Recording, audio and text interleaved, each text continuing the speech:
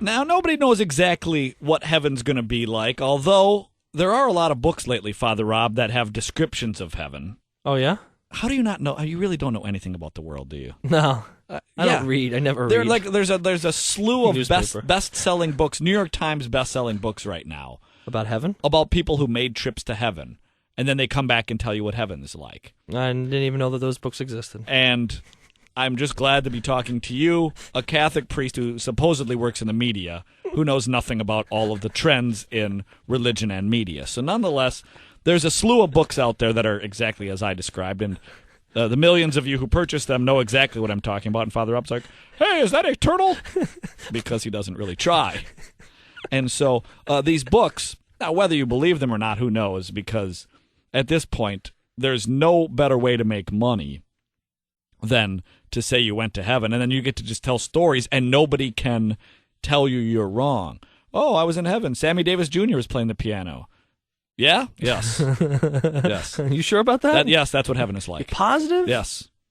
Sammy Davis is up there? Chapter 2. I mean, that's the whole point, is that there's no way to prove anything but that. And I think oftentimes we make heaven to our own imaginations. And so we like describing heaven and thinking of heaven the way we personally enjoy it, not the way it's described in the Bible, not the way the church describes it, but we just go, oh, I think, if you enjoy pheasant hunting, I think heaven is pheasant hunting with my friends. Or if you just like bowling, I think heaven is just one long bowling alley. Nice. And that, by the way, that's not what heaven's ever going to be like. However, nobody wants to read that book. Heaven is seeing God face to face. Chapter 2. Oh. No, you don't get to do anything you want in heaven. But nonetheless, one of the things that I think would be interesting about heaven is the ability to spend time with the saints, the men and women who went before us, marked with the sign of faith, who are, of course, the role models of our faith, but the canonized ones, who maybe we read about or well, that's about it because they're dead. Yeah. Maybe we ask their intercessions or something like that. And one of the things that might be neat about heaven is the ability to go up and spend time with the saints. And through the miracle of modern technology, that's what we're allowed to do. This is yet another exclusive to the Catholic Guy show. Now, Lino. We're the only show that gets to go to heaven. Now, Lino, I had heard that we were in the works to make an investment to get a big enough machine to get up to heaven that both of us could go at the same time. Yes. Is it here yet? Unfortunately, the channel decided to not spend the money that way. They got me a new chair. But that's ridiculous. I never get to go to heaven with you. No, I get to go. Maybe one time I can go and you stay down here. Probably not. No, that's not going to happen either. I just looked at the budget again. and if am I too heavy for the machine, Lino? It's cost prohibitive to send you up there, Father Rob. Too much gas. Yeah, they don't think that I can produce some of it. No, yeah, I know you could, but I don't think it's going to work out. So this is great, but you get to stay down and hold the fort, if you will, and you get to sit in the studio as if there's anything to do down here. No.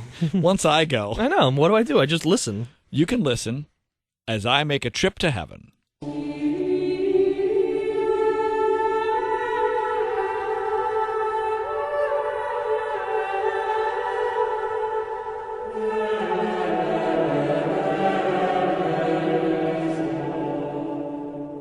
So I'm here. Father Rob, you down there? Can you hear me? I am still here, Lino. How's it looking up there today? Nice sunny day in heaven? A little overcast. Really? Yeah. You would never guess that. I always thought in heaven it would never be overcast. It's in my next book. Always sunny at like 75. It's like San Diego, I would have thought. It's not always sunny in heaven. No? That's Philadelphia. Yeah, no, I am going to write about that in my next book. I made a trip to heaven, mostly overcast, believe it or not. And so I see all sorts of saints. I see all sorts of people around here. Oh, there's somebody I didn't expect to see at all. I'm not going to name drop. I just didn't think you would have made the cut, or she. No, it's a he. Yep. Not a hermaphrodite, but that's neat. I know. Okay. Now, okay. I'm sorry, Father Rob. Let's get down to business here and see who I want to chat with. You know, the nice thing about heaven is they're very welcoming, and the angels and saints come out to greet us on our way to heaven, and so there's some angels hanging around here, and I've got a saint walking up to me. I don't know. It's a woman. That's all I know. Hi. Hi. How are you? I'm fine. How are you? I'm doing excellent today. Okay, good. Now, I don't know. Very happy to see you. What's your name? My name's Lino. What's your name? My name is Elizabeth Ann Seton. Elizabeth Ann Seton. Now, I got to tell you, I know the name, Yeah? but I'm afraid I have to admit I don't know much about you. You are an American saint? Yes, I am. First American-born saint to be canonized. Not first American saint, first American-born saint. Right, because there was a thing. Somebody else was born in a different country. Mother Cabrini. Mother Cabrini. She was born in Italy, and then she moved to New York. I didn't realize interruption was such a big thing here in heaven. I was just trying to give you the story. I wasn't sure if you knew it. Well, no, I didn't know it. I was going to express what I thought I might have known. Oh. What was it? What was the story?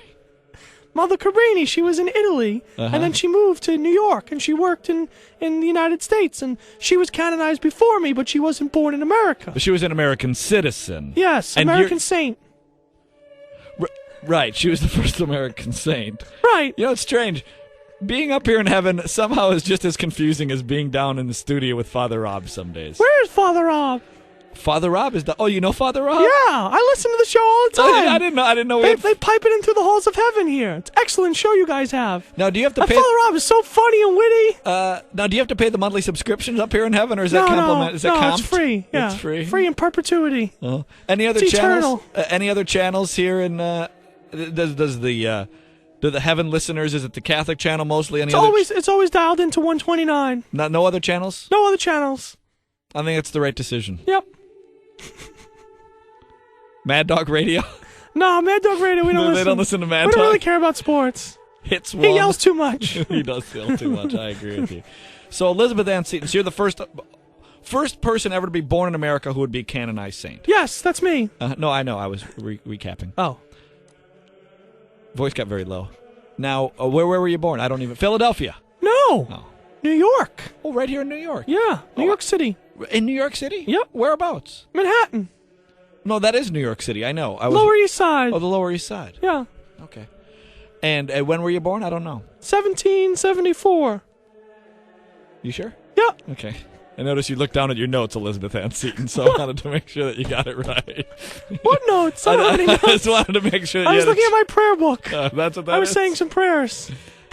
People were asking me to take the prayers to the Almighty Father. Well, that's interesting. What's the most common request when it comes to asking Elizabeth Ann Seton's intercessions?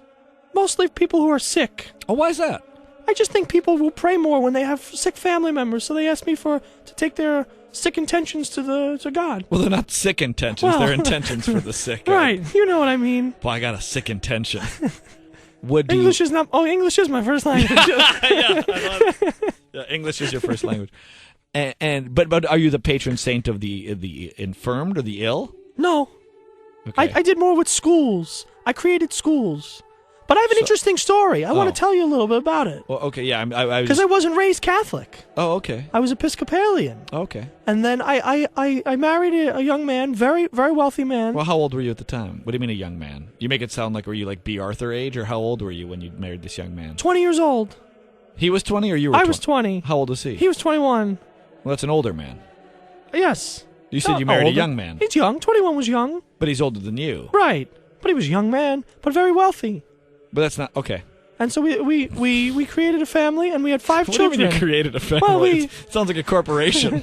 You two create an LLC? We started a family. I see. We had 5 children, Uh-huh. but then he got very sick. Oh, I'm sorry. And he died. Oh, jeez, I'm sorry. I don't want to be laughing. I was just and smiling I was a widow here. with 5 children. I'm sorry. I didn't mean to be smiling. I don't know why you're laughing. Well, because it was I a was- very difficult time. Of course, I was still... William died. My husband, William. No, I'm not trying to laugh about that. I was still laughing about the creation of the family. It sounded like an LLC. Right. And so he died. Do you know what he had? Illness. Tuberculosis. Well, see, now that's not fair. I was still laughing, and then you said tuberculosis, and now it looks like I'm laughing at tuberculosis, which I'm not doing. Yeah, he actually died in Italy. He went sailing there. Not sailing just for sailing to go there for he had business partners there in Italy. And he died there with tuberculosis. This story is vague. He went sailing or he didn't go sailing? Yeah, well, he sailed to Italy.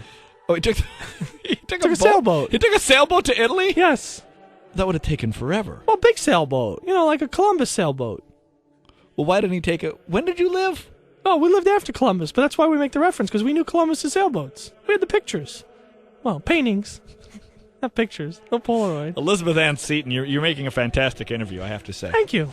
So So he died. Yeah, again, and I'm sorry to hear that. I don't know if you're rubbing it in like I was supposed to have sent a card. It was just 200 years before my birth, so I didn't know that. And I apologize. I'm sorry for your loss. Thank you. And no, this is interesting. So then what, you're a widow, you got 5 kids. Right. No, I'm waiting for you to tell me your story. I don't know the story. Well, then at that moment, I'm sorry if I yelled at you. Obviously very down, and there were a lot of people who were trying, of course, to console me and to help me, but I wasn't sure what God wanted from me. I was a religious person, but I felt like there was something missing, and so I was drawn to the Catholic Church, and so I went to a church and started praying, and I felt more and more comfortable, and eventually I became Catholic. Cool. And then after I became Catholic, I felt called to do more. I always felt called in my life to do exercise charity for people. And so I went to the bishop of the area, and I wanted to... Who is that? I don't remember his name. Strange non-detail in your story. You'd think you'd remember the bishop's name, but it turned out you didn't. Yeah, it was a minute detail. He's not up here anyway, so it's okay. Well, a lot of bishops aren't going to be, so that's not a surprise. So, and I wanted to do something for creating a school. So I created... Same way that you created a family?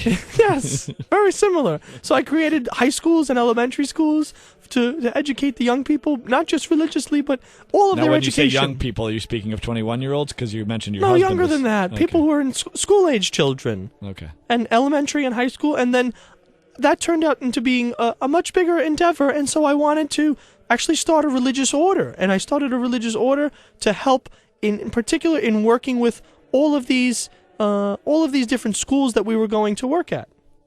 Well, that's a wonderful story. I guess I'm sorry I didn't know much about you, but that's very cool. The first American-born saint, a married woman, a mom. Nice to hear stories of moms and women who are, wives and that kind of thing in the saint business, if you will. Yes. And so, yes, thank you. And well, good. That's really neat. Now you're up here in heaven and you're a canonized saint. Well, Elizabeth Ann Seton. It was a pleasure meeting you. Nice meeting you. What's your name again, Lino? Lino. Say hello to Father Rob for me, please. I'm surprised you didn't know my name considering you listened to the show. I listen more for Father Rob. But really, it's my show, so it'd be impossible. I know. It'd be impossible to know his name and not know mine, so I feel like there's a flaw in your story. Probably. But he's from New York. I like New York. Yeah, but that's where I was from. Still a flaw in your story, you can I'm see. sure it was, but it's okay. In heaven, there are no flaws.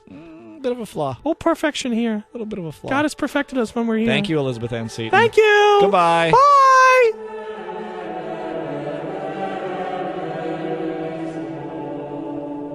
It's the Catholic Guy Show, broadcasting live from heaven. Father Rob, you down there in New York still? I am. That Elizabeth Ann Seton, she was quite lively. She even told some jokes there. Yeah, not intentionally, but yeah, she did indeed. And she was a fan of yours. Did you hear that? I did. I like that. I like when people... It's probably the first time I've ever heard that from someone in heaven. And probably the last time. Hang on, sorry, Father Rob. There's I see somebody else coming up to me here. It's I don't. Male or female? They're kind of a blur right now. Oh, okay. What do you want them to be? Whatever you like. Whatever. You're the one who's up there. I don't see. Your voice got very high. Bonjour. Oh, it's a guy. I wasn't sure. Comment allez-vous? Hey, how are you? Bonjour. Yes, I'm very good. Je m'appelle Lino. Je m'appelle Francis Desales. Francis Desales. Desales. Desales? Desales. Sales or sales? Sales, as we say it in France. Sales. France. This is interesting because there's another saint by the name of Francis that's more famous than you. Francis of Assisi. Right, Assisi. Assisi in Italy. I think that's how it's pronounced in France. But no, we say Assisi. No, that's what I said. Assisi. No, that's what you said before you got it right. Well, okay. And so... It's difficult doing it in English with the French accent. But it's not really an English word. It's an Italian word, which is why I was surprised you didn't get it right. In Francais, it's Assis. Assis, si, oui. No, I know. In France, the word is Assis. Okay. Excellent. Okay. I feel like I always get off on the wrong foot with the saints up here. I feel like every time sometimes you're a little aggressive. You want to be right all the time. I'm in not heaven. No. You're not in heaven. You may never get here. Well, I am in heaven. I'm here right now. Yes, but you're not staying. You're going back eventually. You have not made your way up here for good. Okay, I agree. Well, if you don't get here, then you're I find very presumptuous. I find you to be aggressive, not so much me. Well, I'm sorry. I would try to be a little more calm. Christian. Well, Francis of Assales. Is it Desales. Desales. Francis Desales. Well, Francis de Sales, I assume you're from Sales. Sales, yes, sounds France. Where is Sales? In France. No, what part of France? In the middle part. I'm sorry? The middle part. You don't have that in your notes? Okay, I don't know how you don't know where you're from, but I guess I shouldn't have asked the tough questions. And It's the south. I understand. Is that the north? Is it the south? I don't know. It's the middle. It's the middle. Okay, sure, it's the middle. If you say it's the middle, then who's going to do the research to find out otherwise? What do I know? And Francis, I don't know much about you. So, when were you born? I was born in 1567. You sound mad that I didn't know that, and I apologize. No, I'm not mad. Okay, it's I'm just a mad that you asked me a question that I didn't know the answer to. I feel like you should have known. Gotta tell you, I feel like you I should have known. probably should have known. Okay, that's all I'm I saying. admit it. Now that I think about it, it was a dumb question because France has redrawn her borders. Right. And so now it's very It difficult. was in the middle of France at the time. Now it's probably north or south, but it's middle then. Well, probably not south, because the south of France can't really change its borders. In other words, the south of France with the ocean there is kind of always the ending, right? I guess so. Yeah. I've never been to the ocean. You sound like Elizabeth Van Seton now, but whatever the case is. Yes, I've never been to the ocean. So you were born in 1560-something. Yes. Yes. And a wealthy family? Yes. A poor family? No, Okay. a wealthy family, and Okay. my father always wanted me to be a soldier, Oh, nice. and so I enlisted in the military for a few years, and I The did French military? the French military. I'm impressed It you was said much that. better then. Yeah, you said it without a laugh. Now so they're all a bunch of that's right. they put their hands up and the white flag goes. Right. They retreat. Yes. Surrender. They host invasions. That's about the only thing they do. They host invasions. Yes, That's yes. right. We have an invasion scheduled. Please be our guest. Yes. We. And so you were telling your story. I forgot and for a second. I'm a little waiting. absent-minded. But no, it was in the military for a while, and then my father wanted me at that point to go and study law, and so I went to Italy to study first to Paris and then to Italy in Padua, actually where Saint Anthony was. From, Sure, yes. Saint Anthony of Padua, another very famous saint. And I studied law there, and then I eventually I kept thinking all throughout my time, even as a young boy, I thought that God was calling me to priesthood. But So now, did you feel pressure though from your family? yes, lots of pressure, great pressure to not go along with that. And I also wanted to make sure, that God would make it very clear to me that it was His will. And if I continued to hear in prayer that He was asking me for priesthood, that would be His way. That no matter what I was doing, if I was in the military or studying the law, that I was going to be a priest if He kept asking me over and over again. So you were looking for a sign. That's kind of a neat story because it helps all of us here down, those on Earth still trying to find God's will in our life. It's nice to hear a saint like Francis de Sales. Francis de Sales. Right. It's nice to hear Francis of Sales telling De us. Sales. We say de Sales. Yeah, in America we just say of. Oh, okay. So it's nice to hear a story about you two were trying to figure out God's will for your life. And there was an even greater sign that happened. Oh. I was on my horse. I was riding my horse, and I fell off my horse 3 times. And each of the times So that I don't mean to laugh. well, it was not funny. Well, I mean, it sounds funny. It was painful a little. Your horse is high up over there, and Right. I fall down and it hurt. But that's not Fell the down and point. hurt? The point of the story is. Well, you brought it up, Francis Each time of I Sales. fell, Okay. my sword which I had, fell out of its scabbard. I think you say scabbard? Scabbard? I've never heard the word. I don't know. Yeah, your sword, the sheath. The sword that goes in whatever. Scabbard? Scabbard, yeah. Okay, sure. Take the sword out of the scabbard. And Sheath. Whatever. Well, not whatever. I'm not sure which word you use. I don't know either. Well, the sword, each time it fell out of the scabbard, and it formed, the two things together formed into a cross. Now your voice went up like Elizabeth Van Seton again. I don't know what happened there. No, it formed into a cross. It's weird being here in heaven. It's weird talking to saints because sometimes one saint sounds like another. It's the heavenly choirs. You can barely hear the behind everything. No, the sword fell into a cross. Yeah, there you go. Over the scabbard. Jeez Louise. And throw 3 times it was a cross. Boy, talk about horses. And that It's was the sign for me that I feeling had like to be a priest. feeling like a dog and pony show over here. So the sword fell out? Yes. And that was a sign? Couldn't that have just been a natural sense of gravity? But 3 times it fell out into the shape of the cross. So it had to be a sign from God that finally He was saying, yes, now it is the time for you to become a priest. Okay. And so then what happened? You became a priest, I became a guess. priest, and then eventually I became bishop. Oh. Bishop of Geneva.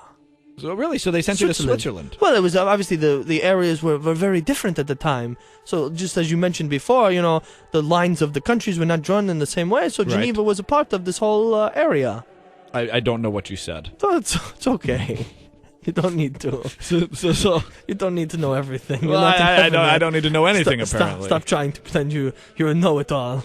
Well, I'm not a know-it-all, Francis de Sales. I didn't understand your story. That's all. It's okay. Let's said move something on. about Geneva, and it was about borders being drawn. It's all one thing. What I really wanted to focus on in my priesthood, and what I thought was most important as bishop, was to be a good director of souls, spiritual director. I think you say spiritual director. Yes, we do. So sometimes we say scabbard as well. Scabbard, yes, sheath, scabbard, right. spiritual direction. So I thought it was always very important to try to get people to be holy and closer to God, and that was my primary role as bishop and priest, was to draw people closer and help their prayer life. And in fact, I wrote a book at the time, and I think I've heard up here that it still sells to this very day, even where you're from.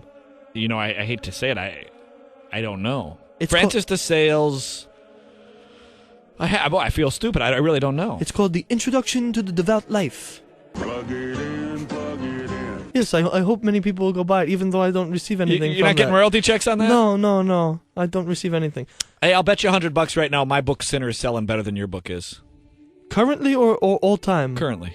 Probably currently. Well, of course, of all time, you got a 500-year head start on me. Okay, I'll give you 500 years and I'll stop my sales right now. I probably will have sold more books after your 500 years. I'll take that bet. Really? Sure. Oh. Well, if you make it up here, you will pay me my money. Didn't know Francis de Sales was a degenerate gambler. Okay, so Francis de Sales, if you were to tell me one lesson from that book, what would be the one lesson you'd want me and the audience to know about when it comes to our spiritual lives? That we have to constantly What? What's so funny? What is that voice? That we have to... That's Elizabeth Ann Seton. That we have to constantly... What's wrong with you? Constantly... What is wrong with you? Are you... Why do I even come to work if you can't do a simple voice? Are you yelling at the saint of heaven? I'm yelling at Father Rob. How dare you do such a thing? Who do you think you are? You're going to burn! No, that's burn! Saints don't say that. You're going to burn! No, saints don't say You that. will never be up here! No. How dare you! It's not saintly. I don't know what you're talking about with the voices thing, but if there were one thing, it would be that we have to constantly turn our eyes to the Lord on a daily basis. We sometimes make it very complicated, but I don't even know what voice this is right the now. devout life is very simple when it comes down to we have to pray on a daily basis. We have to constantly ask God to be in communion with Him. Okay, sure. Anything else? No.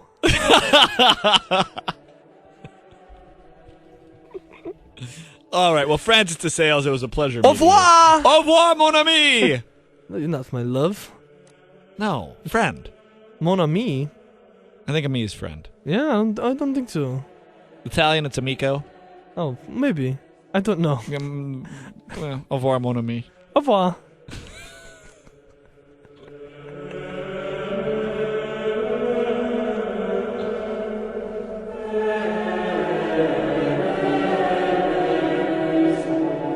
Well, and I'm back in New York City. How's it going? What a trip to heaven that was. Lino, that was something. That was lively, eventful. That was wild, I tell you. A wild trip. It was a Wild. roller coaster ride. We had some technical difficulties. Some highs and some lows. Yes, we had some issues. You want to look up what the word me means? See if that Francis de Sales got it right. Maybe I was wrong. Everybody in heaven knows what's going on. Type that up for me, will you, Father Rob? Mon ami. Maybe I'm wrong. Maybe it does mean love. I thought it was friend. My friend. Oh, it does mean friend? Yeah. So who was wrong? Francis de Sales. Yeah, you want to go back up and tell him? You know what? You know what? Yes, I do.